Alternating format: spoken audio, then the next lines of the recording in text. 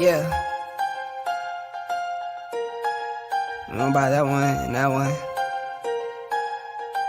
All of it. I need it all. Do you want it though? Where do I begin? I see the hate, they don't wanna see me win. Bank deposits, I got more coming in. Top down, throw the money in the wind. Hey guys, thank you for joining us for our last Educators Roundtable for 2021. We've been really focused on looking at education equity. Education equity is something that hits so many areas across what it is that we call education. We have charter schools, we have public schools, and we have private schools. And we have an array of other educational resources and support organizations. So when you look at education overall, you think about urban, suburban, and rural. Of course, the rules are all the same because they give us the same education platform or concepts. We also have the same, laws, or do we? Do we have the same funding or do we? Are there other circumstances that may impact education equity and how we manage education for our students in urban, suburban, or rural? So let's get this show started because it's always great to have my co-host on board. Hey, Shannon, how are you? Doing well, Burkett. How are you?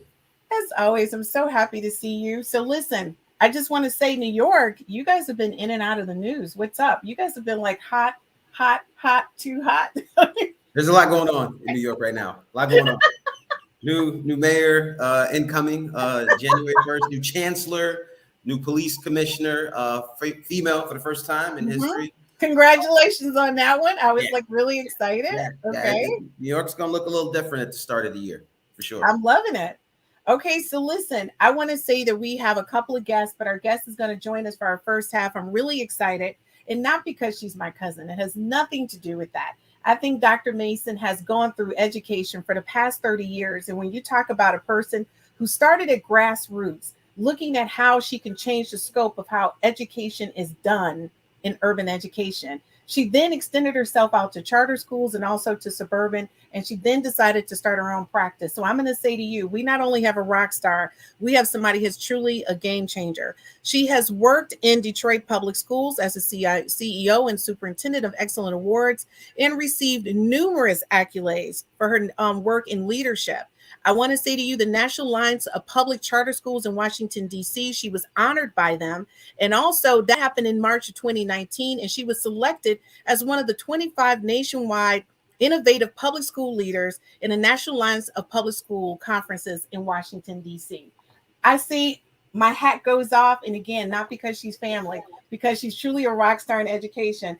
Dr. Mason, thank you for joining us on the Educators Roundtable. This is like having royalty sitting up in this time. I'm like really excited because we're going to really get down to what's happening in the minds of our students today. How are you? Good evening, and I'm very happy and pleased to be with you both. I am so excited to be a part of this presentation and this panel today. I'm excited. So, Shannon and I have talked since we started this podcast. We had on Paula Lightsey, who touched on socio-emotional and talked about the different opportunities for students and resources and tools. But what you do is even a deeper dive. And you've actually seen firsthand whether or not we look at education through the same lens. So before we get going in this conversation, one of the things that we want to do is we want to get everyone's understanding or definition. Of course, they've heard Shannon's definition and my definition, but we want to kind of get your perspective of how would you define education equity from your lens and what you do? Education equity involves making sure that all learners has access to a great education and doing all that we can to make that happen. It's an ongoing process that has to be done through the years in a continuous process. I love that. So we talked about on our part 3, I love the concept that Dr. Kelly brought in when she said, there's 3 or 4 kids at the fence and they all want to see over the fence, but they're all at different levels. So the boxes that they need to see over the fence are all going to be different. I love that analogy. And after this podcast, I'm actually going to post that picture up so people can take a look at what she was describing. But that's where we're at right now in education. I mean, we have so many kids who are in the classrooms, but they're all at different levels. So, Shannon, we talk about education equity. What does it look like for you? I can echo completely what Dr. Mason has shared. It's absolutely ensuring that every learner, but it also ensures that every teacher, every leader, as we begin to build the capacity of the people doing the work, we have to consider the most pivotal roles, and that's the classroom teacher, ensuring that they have the resources, the training, the supports that they need in order to get the work done, and the leaders to ensure that they are correctly prioritizing the vision and ensuring that they're creating the conditions that make it possible for every student to learn. For example, a principal has the ability to manipulate a schedule that will allow for potentially professional learning communities to take place, extended learning opportunities within classrooms, block scheduling, things like that. So I think when I think about educational equity, I think about ensuring that all of the resources, the supports, the curricular resources and materials are in place to ensure that every learner, and that's going to be different as well. So we didn't say equal, we said equitable. And a lot of people tend to confuse the two.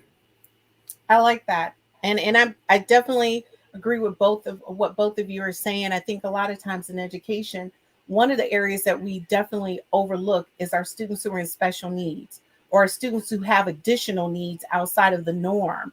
And it takes a lot more to create equity for them than it does for a regular student. So, and the thing is, I'm not a special education teacher, but being in science, I've actually worked with a lot of students who were in special education, especially my autistic kids. Those kids, a lot of times, are above grade level in content comprehension. So when you think that they have special needs, their needs may be social, but it may not be intellectual, right? And that's one of the things I love with working with them. And I always tell, when I was working as a science teacher in chemistry, biology, and several other areas in science, I would say to them, no, send them to the class. I want to work with them, because they made me work harder as a teacher to make sure that my instruction was on point, right? And I like that. So thank you so much for sharing that. So when we look at from the perspective of what it is that we're doing, and I just want to say, we have viewers that come on, and I like to say hello. Yvette, thank you so much for joining us. She's in Texas. She's actually from Detroit, but she's been in Texas now, I think, for the past 10 or 12 years. So thank you so much for joining us. I also want to thank one of our viewers, Thomas K. I agree. I think that you have to address the disparities, then make sure that the resources are shared equally. 100%. Thomas, thank you so much for joining us. Is one of the things that we do. I'm so sorry, Burkett. Yes. Resources should not be shared equally. Why shouldn't resources be shared equally? Because there are those that have greater needs than others. Well, explain. Like, what? I mean, what is that? Well, right now, we are sharing them equally. They think we are. Let's go back. Let's go back to that caption. If all kids get one box, then you're still going to have some kids that can't see over the fence. And you're going to have some kids that are seeing way over the fence because they're much higher than the fence because they're taller kids. I say that to say that all kids should get what they need. And I definitely want to, and you know what? In certain communities, there are needs for greater resources, greater curricular resources because they're not in the home, greater training for staff and leadership because they have a great deal more work to do with those students coming in. And the students are not the problem, ever.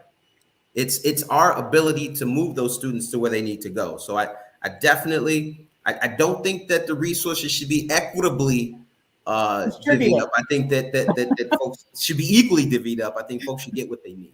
Folks, so Dr. Mason, what do you think about that? Well, what comes to my mind, I'm thinking about equity access again. And so right now we're on a quest to be what our students need us to be, and that means that we have to take a look and listen to what they're communicating to us and what they are saying. And that includes the administrators, the principals, the school district, the teachers, in terms of making sure that we're putting the resources where it is needed. So I kind of agree with him. When you have resources, you have to take a look at where it is needed and making sure it's a good fit for the students that you're working with and the school district and the community. Okay, and that's another element we're going to jump into when we talk about the community and the support resources that are provided to whether or not it's urban, suburban, rural, and whether or not it's a public, a charter, or private. And that's like the different dynamics. So I want to say Yvette also agrees with you, Mr. Smith. Equity and equality is so different.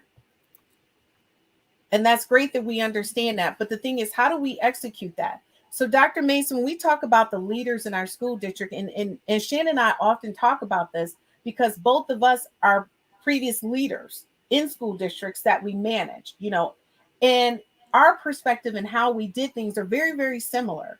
So when we look at what we need to do, we did things based on the needs of the kids, right? And we did things based on, we actually sat down and met and talked to the kids. We did those. We were very personable with our kids. Maybe most leaders may not be, but we have a different approach to things. We actually get to know them. But what's your perspective when a lot of school leaders are doing exactly what they're told, in the sense of, I'm providing this class with the same information as this fourth grade class, although the tests have proven, the NWA test scores have proven that this fourth grade class is behind. But you're going to give them both the same resources, same financial support, everything. They don't get a special aid. The other class doesn't get anything different. What do you think about those decisions when leaders do that? I think leaders have to be a disruptor. We cannot do the same thing that we've always done. We have to change the paradigm in terms of how we move forward. And this can be done starting in the teacher's classroom. They can disrupt and develop their own culture and their climate that's needed. But it also means working in partnership with the school board. That's one of the reasons why I'm currently serving as a school board member, to ensure that the monies that have been allocated through the CARE Act is allocated to the students and the teachers and the community that is needed. And that's very important, that with whatever your leadership ability, whether you're on a school board, whether you're a teacher leader, whether you're a school administrator, if you are a stakeholder, we all play a role in terms of making this thing happen and dealing with the change of the student learning that's been lost during this pandemic. That, what you said, is a true game changer. I'm wondering how many leaders actually look at the test scores to assess what is truly needed by student, by classroom, instead of overall making an overarching decision on how to allocate resources or funds. And the reason why I say that is that the NWA test scores, especially in the state of Michigan, tells you exactly what areas students are deficient in. So right now, when you said about cohorts, that's one of the things that I've always looked at, is that you're supposed to use that to create cohort learning groups for your students so that you can offer that additional assistance. So right now in this virtual platform, one of the things that we're lacking, and just to give you some additional information, New York is just face-to-face. They don't offer virtual. So they're in a different world than the rest of us, the ones who are doing hybrid and some other things. So the things that we're looking at doing as far as education, they don't have that. And by the way, viewers, you guys are free to ask questions if you would like to of any of us. And you can also pose questions that you would like to address the panel with, and we will answer them for you. So one of the things that concerns me is that, what do you think about how leaders are making decisions without looking at the data? I think a lot of things that should be data driven, and then we'll get back to how boards support educational resources. When they're looking at the data, one of the things that's very important is not just to look at the deficits, but take a look at the strengths of where our children are. It's so key to flip the script in terms of, instead of telling the children about, you've lost a lot of learning, you need to tell the children in terms of what you're doing good now and where we're going to go in, and getting them to buy in to travel along the road with you. We got to change the mindset of the teachers in the classroom. We got to change the mindset of the parents and all the other stakeholders involved in terms of how we move forward with the children. Now, again, tests like the NWA is designed for a specific purpose. But Yes. that should not be the main thing that we're using to assess the learning for children. We got to be creative. You can't just use the same old state standardized test to say, oh, we got a big gap and teachers go back and teach to the test. So we got to pass this test. We got to blow that stuff up.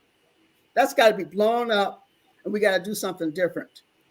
Dr. Mason, I cannot tell you, if I had an applaud sound effect, I would play this for you now.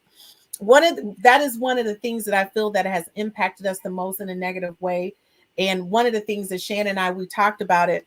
One of the things that I've been researching and working on is how to create a assessment that will look at not only just the data from that, but all data, but look at specifically what the student is doing and provide them with the indicator, specifically what is missing. They may not be missing all of third grade reading. They may be missing certain things and understanding and comprehending at a third grade level. Those are definitely a very different. And so, oh, that's Kay. Hey, Kay, I forgot that was Kay Thomas who joined us. I'm sorry. I like to make sure I put in. Texas is also in person. They're not doing any virtual hybrid. Texas, you guys are definitely just, on top of the game over there. You guys are with New York. You're like trailblazers. Kay, thank you so much for joining. So I would agree. However, I think resources are allocated in a way that keeps lower performing districts where they are. What do you guys think about that?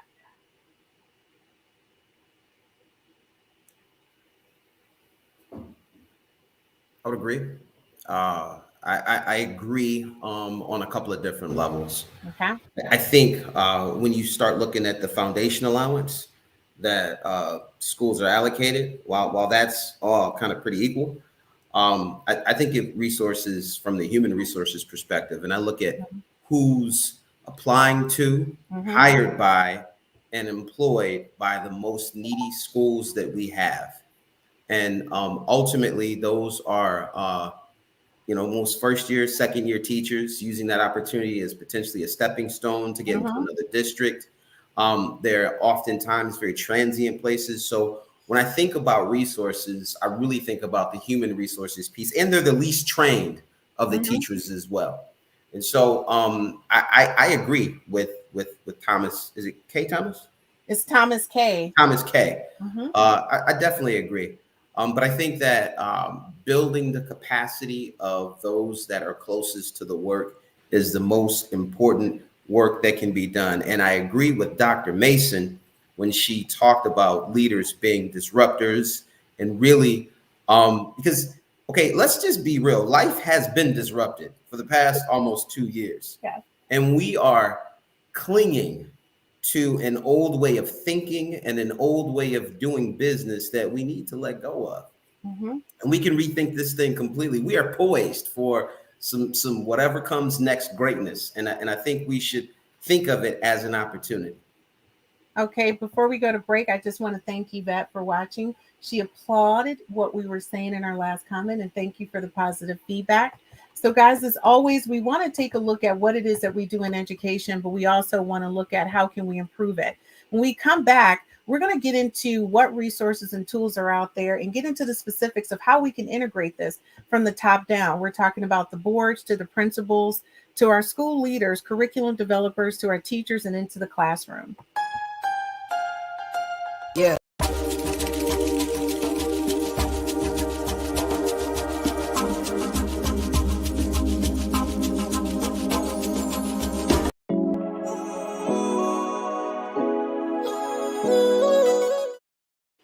Hey guys, welcome back. Welcome back to the first half of our show. If you're joining us late, what we're talking about is education equity. And we're talking about how that impacts urban, suburban, and rural education. So welcome back, Shannon, my co-host. And welcome back, Dr. Mason. So listen, I want to get into a deep dive. I want us to really get into what you had shared with us as it relates to how do we integrate.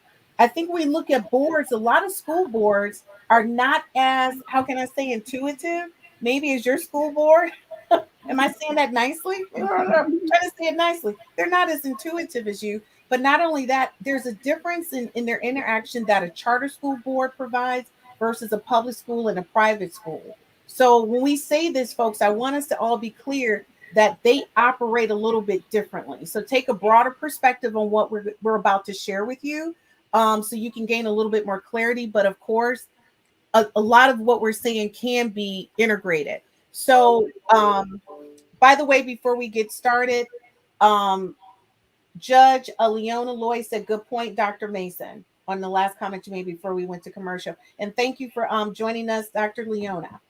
So, Dr. Mason, when we look at education, what is your perspective on how we can start looking at from a board perspective down, begin to make the right decisions to make sure we're supporting education equity?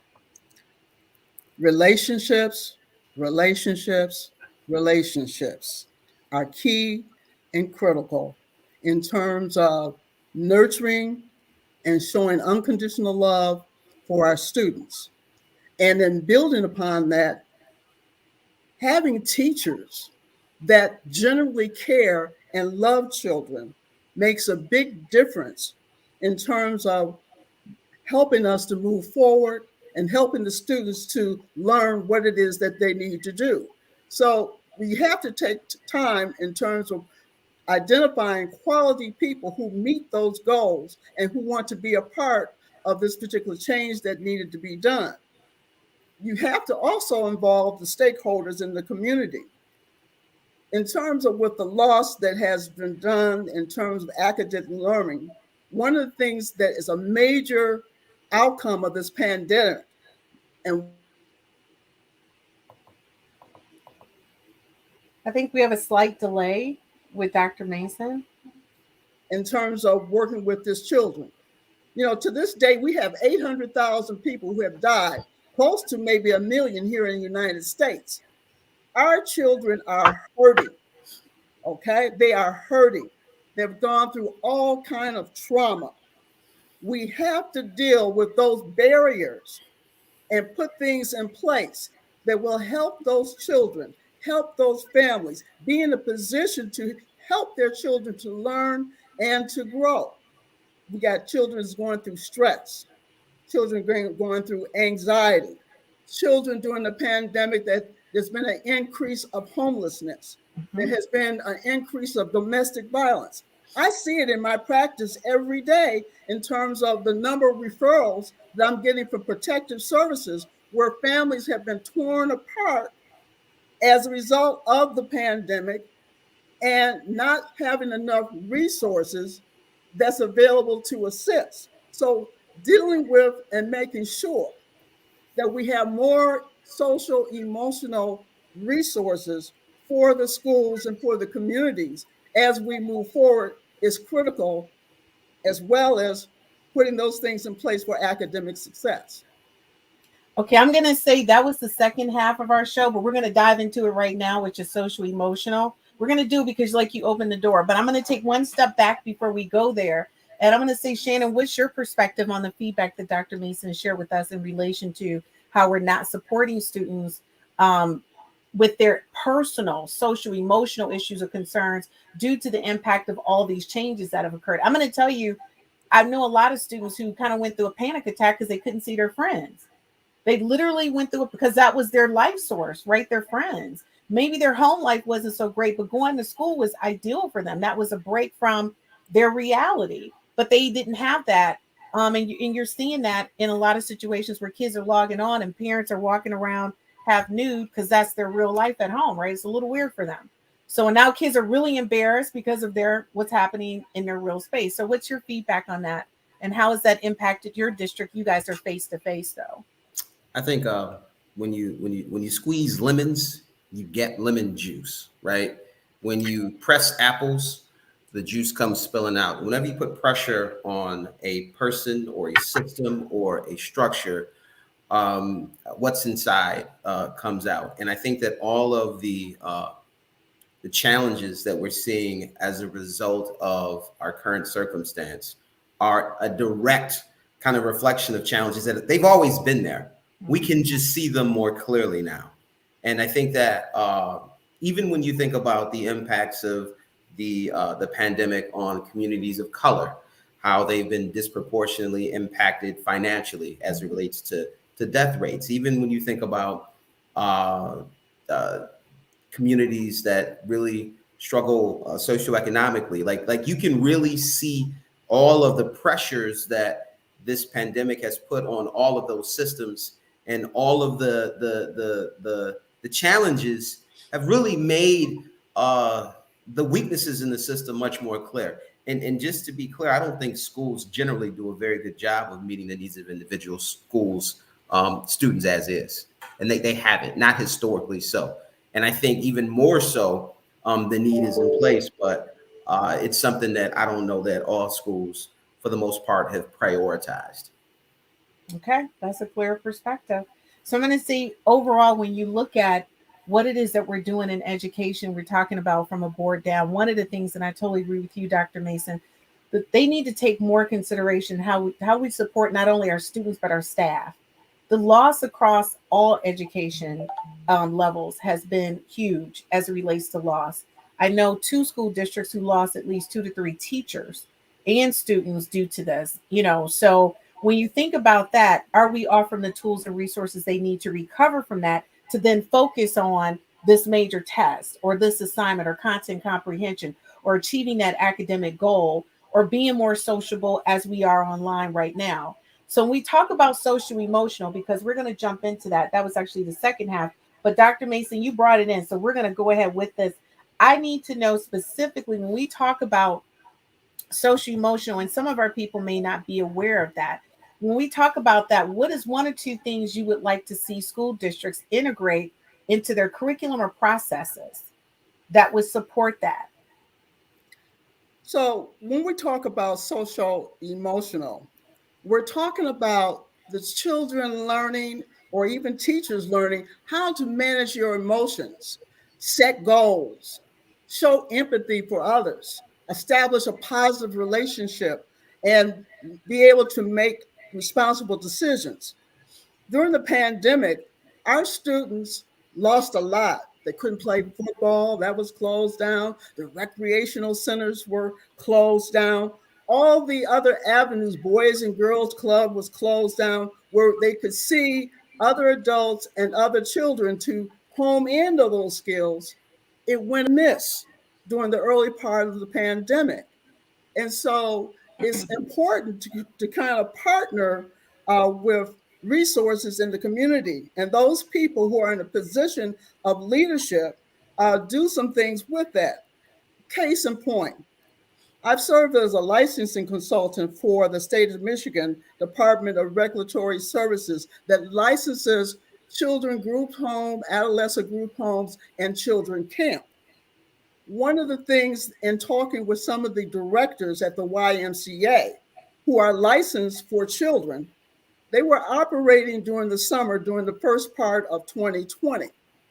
And as the summer camp programs ended, schools did not return to traditional learning. And so some things had to be done. So one of the things that I talked about with the YMCA is, why can't we pivot and provide resources for family?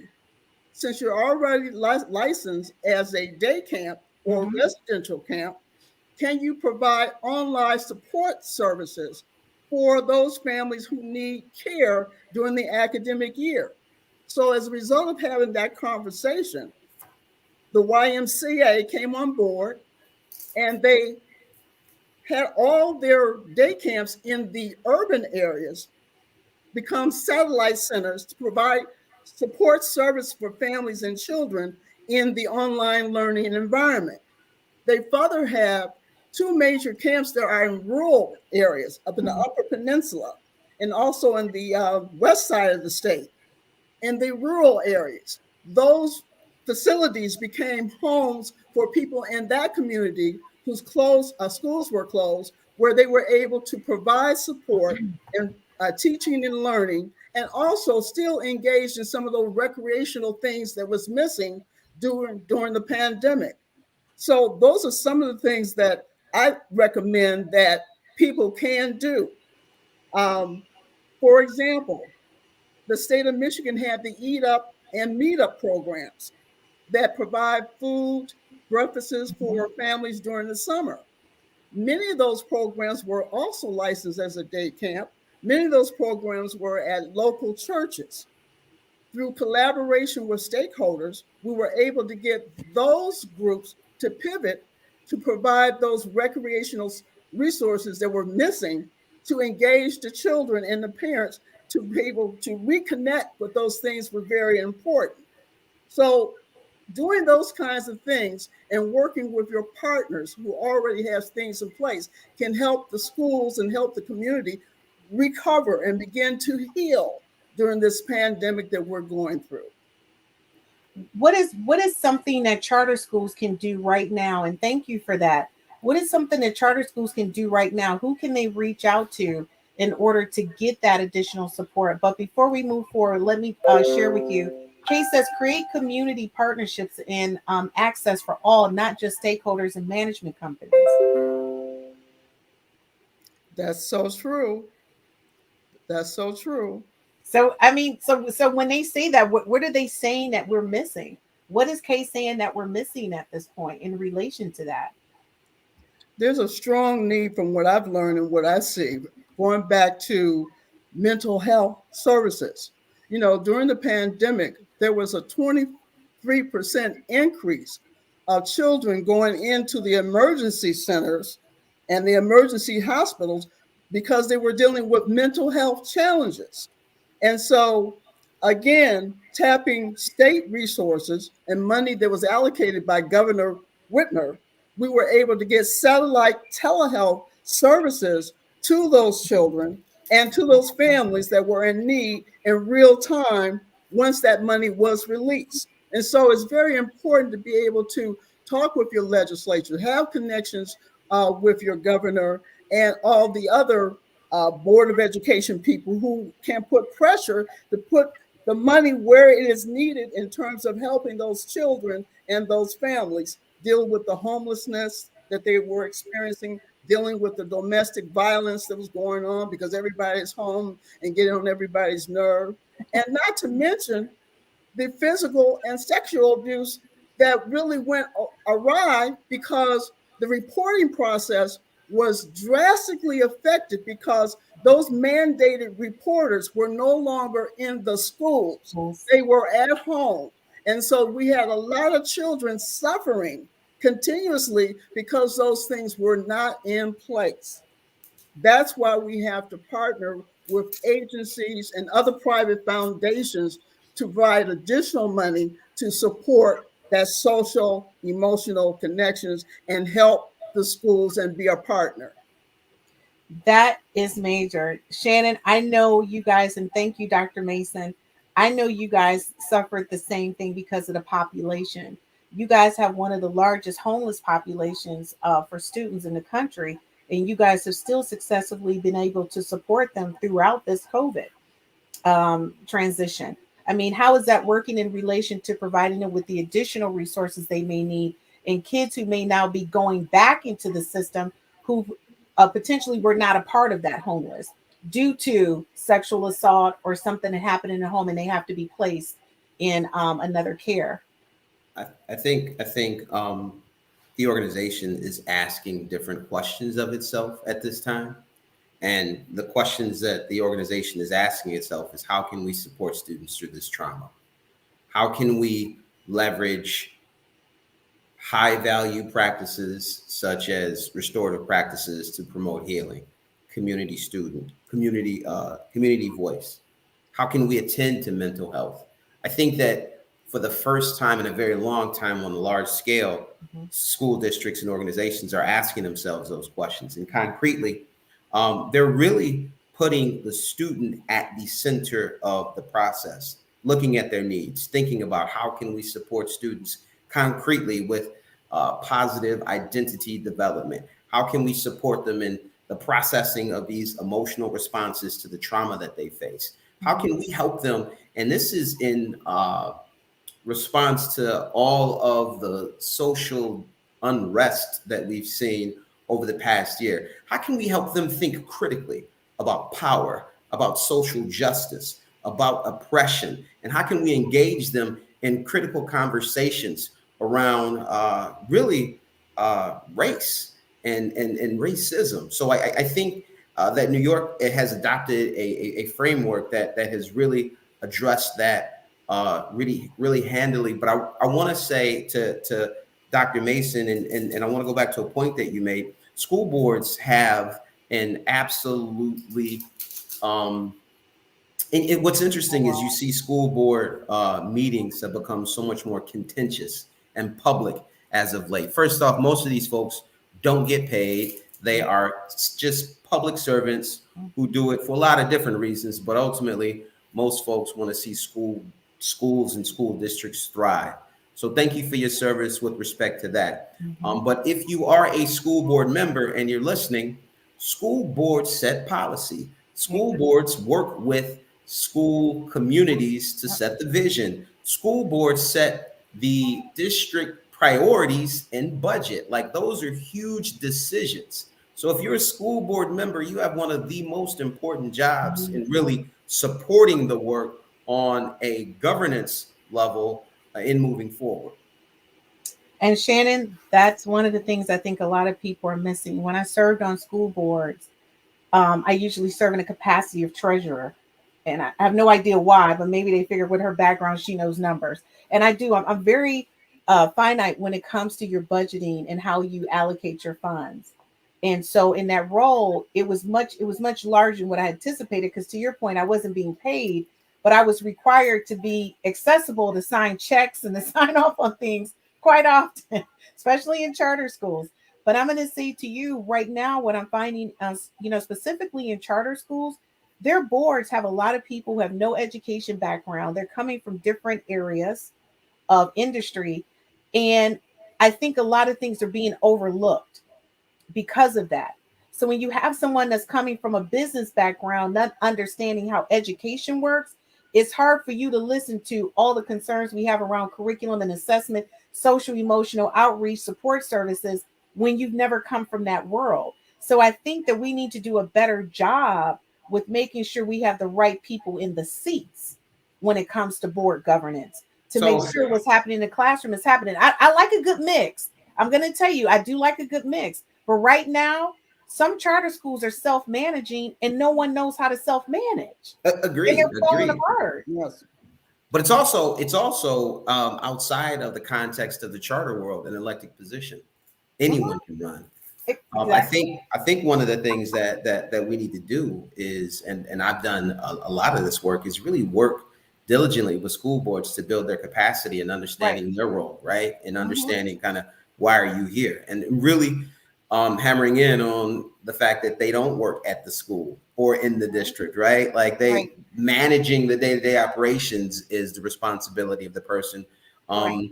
For the most part, that's their only employee, and that's either the superintendent or whomever it is that reports to the board. That having been said, teaching them about accountability and how to really look at data in a way that informs their decision making, along with the financial decisions, because I think great school boards ask really tough questions, right? And they ensure that the management company, the superintendent, whoever it is that's reporting to them, is moving the needle forward. But they got to ask the right questions. But it's all about training and support for those folks as well, just like it is for teachers, leaders, and students. I agree 100%. And Thomas K says, let's address the elephant in the room. Education is a big business, and we don't see social programs in underrepresented districts because it doesn't support the bottom line. What do you guys think about that? I would say that's very true. I've seen that. Okay. I've seen that. And Thomas K, you're getting a lot of home runs over here. In that, with them not having the same financial structure as traditional public schools, many of them are lacking the additional funding that's necessary in terms of to provide those supports that we're speaking of. And this is why it's very important that you have a financial team that's into fundraising to write grants and tap into these foundations that can bring you some of the additional resources and staffing that you need to do what you need to do for your school community. I agree with that. So, guys, we need to go to a quick commercial break. And as soon as we come back, we're going to finish up this conversation with 2 comments from our viewers. Again, thank you so much for watching us here at the Educators Roundtable. The purpose of this platform is to provide educators and non-educators a voice into what's happening right now in our education. So thanks again for watching us here at Educators Roundtable.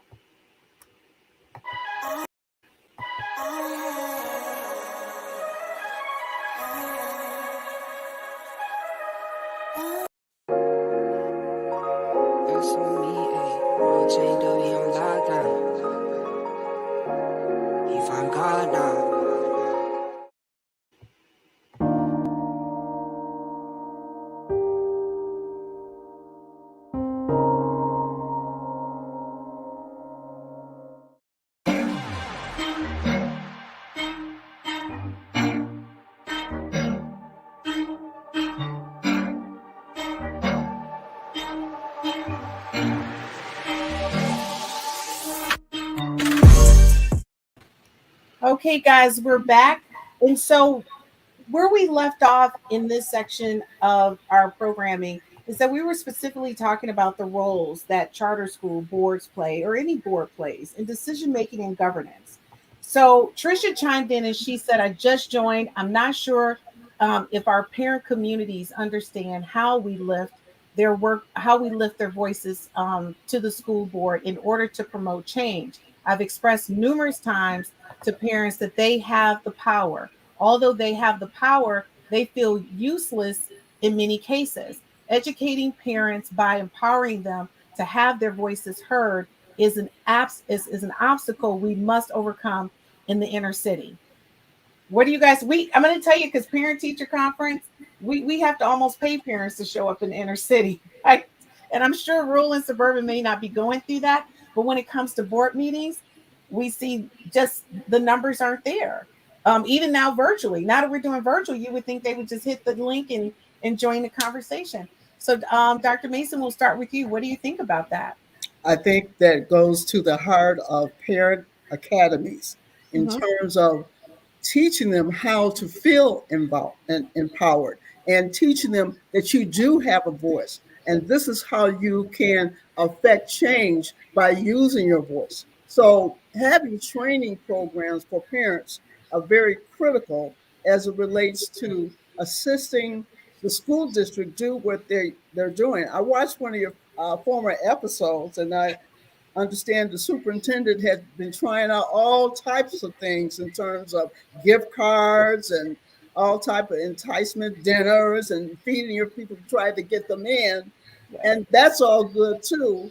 But I think we also need to add on to that the training and the outreach, and going to where they are. And sometimes that may mean that you have to be at the football game or at the talent show where the parents show up. You got to be right there with them. It's always been amazing to me how the parents can go all out for homecoming and for the game, and show up for little Johnny or Susie's concert, or the talent show, but they can't come to the board meeting or can't come to the parent teacher conference. And so my thing is, I go where they are and engage them and encourage them. And I employ everybody to do everything you can to do what we can to get them more involved. But I think that teaching them and giving them a voice and showing them how to use that is very critical to that piece. And also knocking down the barriers that prohibit them from doing what they would like to do. And a lot of it has to do with their job and the ability to be able to provide an income for their families, and doing some things flexible. So I think one of the things from the pandemic, the fact that now parents can now come on Zoom and use all these different platforms to have parent-teacher conference, is a beautiful way that technology have introduced this as a beautiful way that technology have participation. I agree with you. There was definitely a difference And when I was the CIO over at the Detroit Public Schools Community District, their board meetings were packed, right? And then working for coming from a charter school, literally we could do it in a small room or in a classroom because the auditorium wasn't needed because parents weren't showing up. And so I do think that there's a difference in how we address that. And Shannon, before I get your feedback, I just need to click and give a viewer and share what a viewer had just shared with us. She said Dr. Mason is correct because during the pandemic, families suffered for lack of food and shelter because folks became homeless, parents stressing out, and the children are shock absorbers for what is happening in the home. The state and the local community groups have to relocate their dollars that are meaningful for parents and their entire family. Hungry children can't learn, which can lead to depression and finally acting out. And we do get that a lot when kids come to school and they're hungry or they're distressed about them being homeless or cold and things like that. And I agree with you 100%, Judge. So thank you so much for sharing that with us. Shannon, based on what Dr. Mason just shared with us, what's your thoughts based on what Trisha was saying in relation to the parents having a voice? So I agree with both wholeheartedly. I would like to add this. Those parents that we look at as adults, and they were at one time students. And not all of them were great students. And people who do not have positive experiences with schools tend to stay away from schools and unfortunately tend to reorient their thinking when they have to come into contact with schools. And oftentimes the relationship can be, we'll just call it combative, right? That having been said, I think schools have to extend themselves, as you said, Dr. Mason, in ways that we haven't. Go to where they are. Ensure that we're hearing them, that we're asking the right questions. But we also have to realize and remember that these parents, in many instances, were not too long ago our students. That's so true. I'm laughing as you say that, not that that's funny, but it is because those are often conversations I have to remember. There's, whoever you are as a child, you just grow into an adult, you mature into an adult, right? Absolutely. And you hopefully you picked up some things along the way that have increased your intellect and your ability to perform at a higher level. But sometimes it's not such the case, and you're still looking at what parents are doing, and you're saying to yourself, they're the adult, but are they the adult? Well, are we still talking to a person who's not, mature enough to understand the impact? And the only thing I can say is I had a parent, and Thomas says I agree, with Shannon. I had a parent who literally had a job that maybe perhaps wasn't as suitable. They came to the school with their club outfit. She was a pole dancer. I understand that we called you and you were at work, but you couldn't grab, the jogging suit before you ran into the building with the stripper outfit on. That's my question. So, right? so I think, Burkett, that from an educator's perspective, from a teacher's perspective, from a middle class perspective, we are evaluating the actions and activity of folks that are oftentimes just trying to live from day to day. Agreed. And I think that and I didn't say lower your standard, but we got to support and really work but with. Shannon, she couldn't grab a trench coat. A trench coat, we couldn't grab it. No, that's all bad. No one should be Grab it. You pull the lady aside and say, "Nah." I did. I took it to my office, and I had to be like, "Look, you can't wear that up here." Right, exactly. That's what I said to her. Look at my little 8th grade boys losing their minds, right? Like, go home, put on something, and come back. Like, it's not that deep.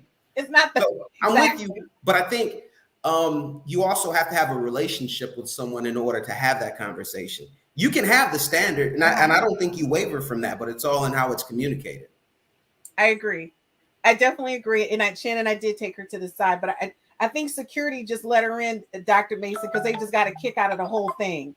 I don't even know how she got to even to my door at that point. I'm thinking, this is a charter school. You let her get all the way to my office with this on? Like, what? How did this happen? But yeah, that was just very interesting. I agree with you. I think a lot of times we need to understand our level of understanding as far as expectations versus the person that our demographic that we're working with and the parents that we're trying to get in the door, right? So to Dr. Mason's point, if they're all showing up to, the concert, then I say right before the concert, you throw up a presentation about what's happening in the school before the concert starts. You got to meet them where they are. You have to. Meet where they are. If you at the football game on that gigantic board where everybody's watching it, throw that presentation up, grab the mic. This is what's happening. Absolutely. You have to. Or if you don't have that, handouts, just do your handouts and then say, okay, number one on there, this is what we talked about. We need your feet. You know what I mean? You hit it where they are. So, and that's just so to the point. So Tricia says, I saw the board meeting for the unfortunate situation that just happened at Oxford, as well as board meetings in suburban areas when wearing masks is the topic.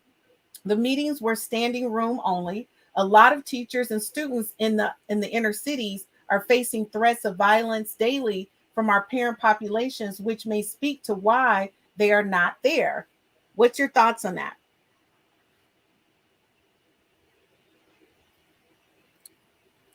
Are we talking about parents wearing masks, or? We're talking about standing room only when you come to the rule in suburban, and when you get to us, it's just not happening. But not only that, the situation with the parents, the populations which speak out to why they are not there as it relates to facing threats of violence.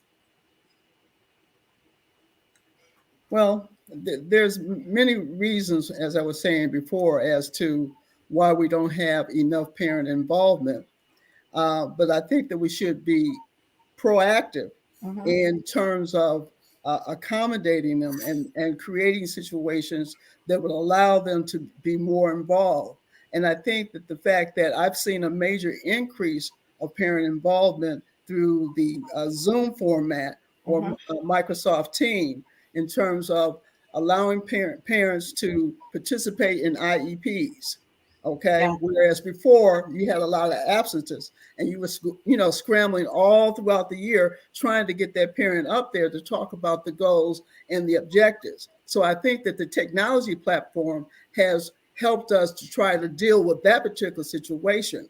Also, when it comes to a parent being at work, and if there is a meeting in terms of dealing with the parent-teacher association, the fact that you now can give those parents an option to maybe utilize their lunch break if they want to be actively involved, and they can Zoom in on a meeting there.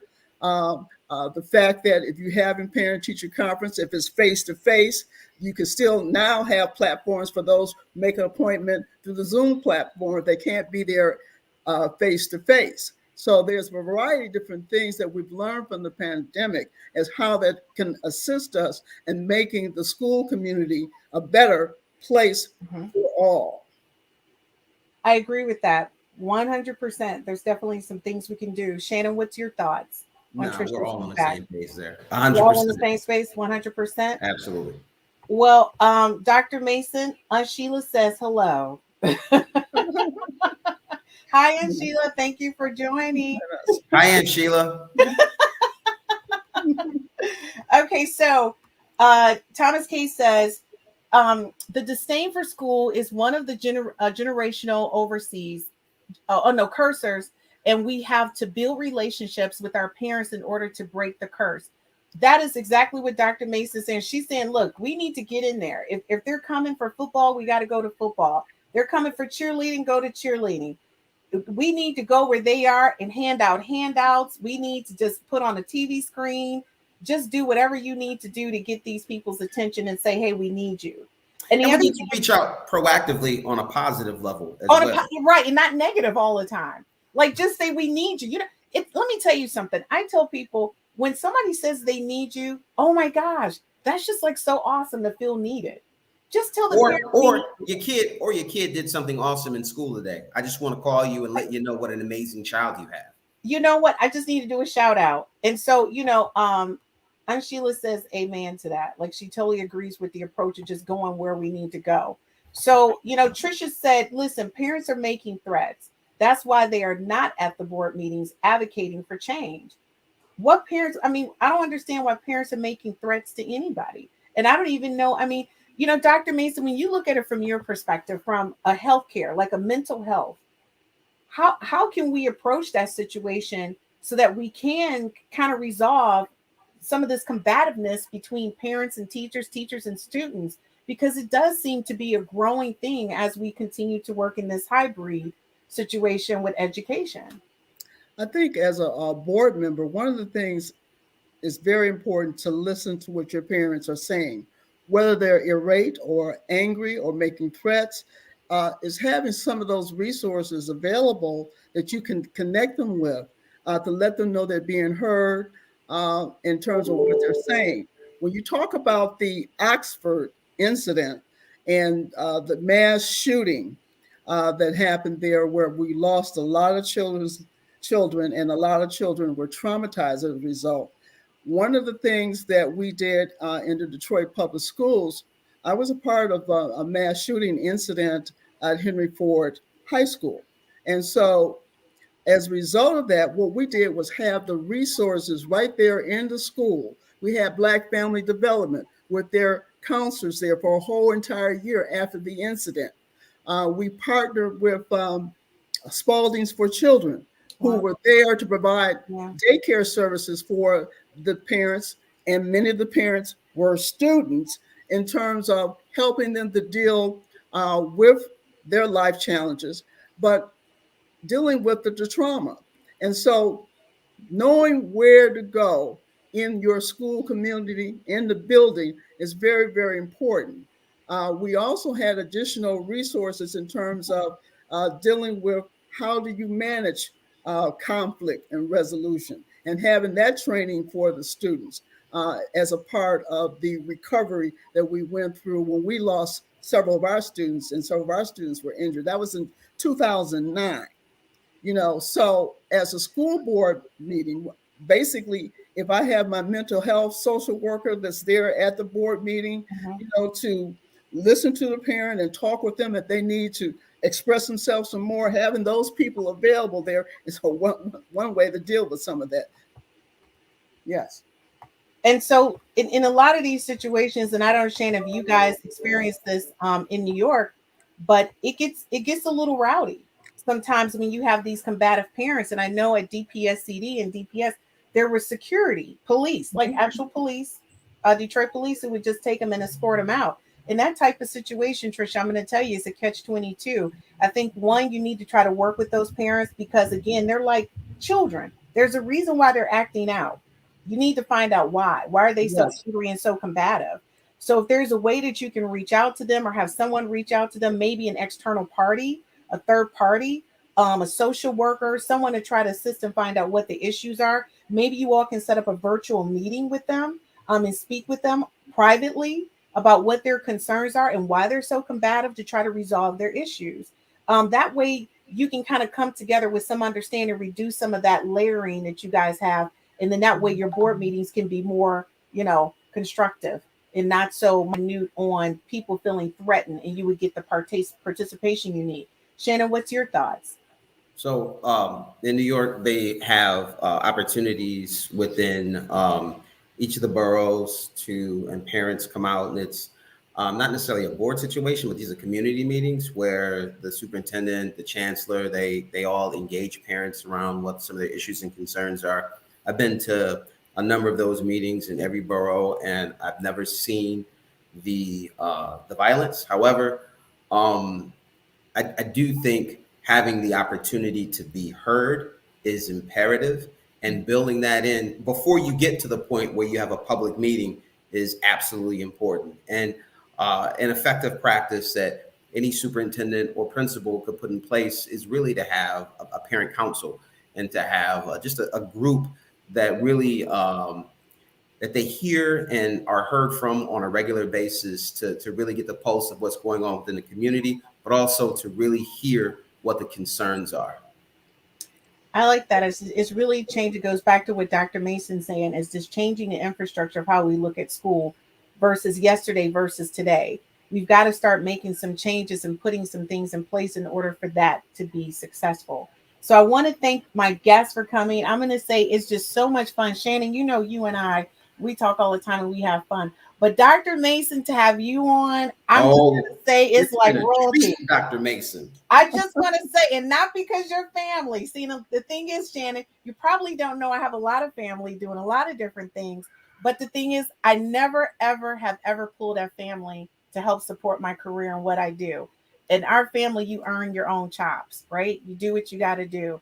And I'm going to say that it's been commendable that I've been able to watch her grow, because I was way, way, way, way behind her coming up through education. But I was always so proud to be like, you know what? That's family right there. Oh my gosh. That's like some rock star. So I'm telling you, I'm really excited to have you on.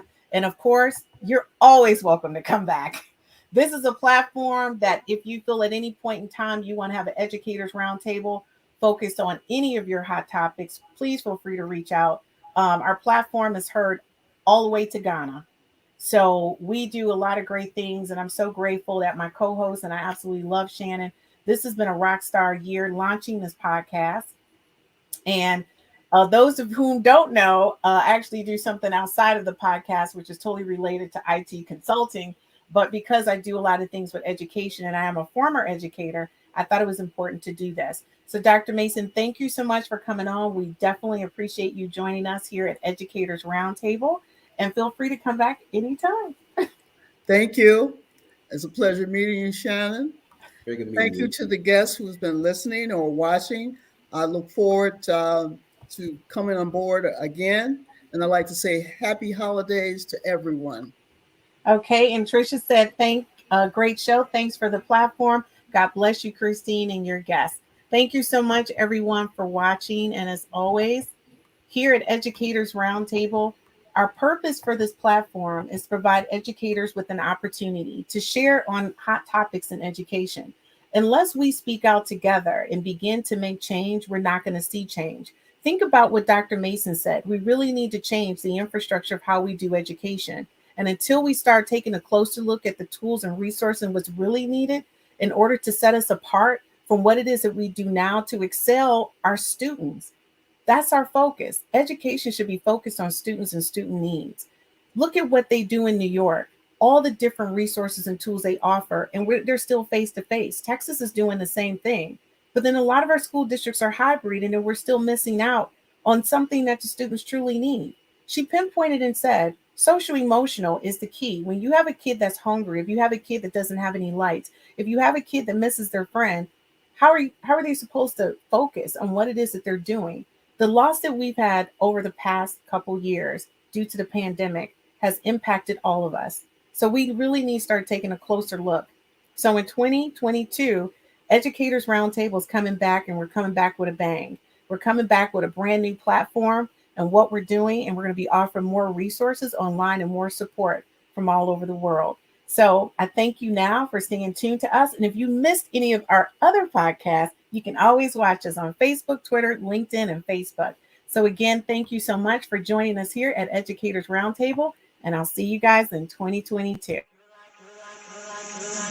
You're like a circle that floats around me, keeping me safe and sound. And when I fall, you tied a rope to me.